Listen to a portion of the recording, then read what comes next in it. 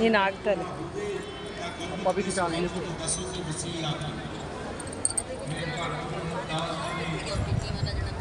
उस वसीले का जिक्र करदियां कहा कि कोई संसार की बाबती करेगा नहीं करना, ना कोई घूमना करवाई ना मुर्मा लड़की, सिर्फ अपने गुरु के दर साडी मनुख की जीवन के विच खिन खिन सानू धोखा दिंदे हैं, पर कदी इसके कोल सुचेत रहो कि धोखेबाज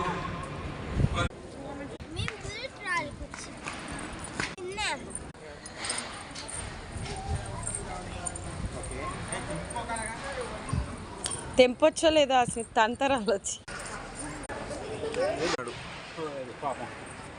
నీ ప్యాంట్ వేసి పట్టలేదేమో. నీ ప్యాంట్ ఇప్పుడు తడిసింది కదా అక్కడ, తడిసింది అది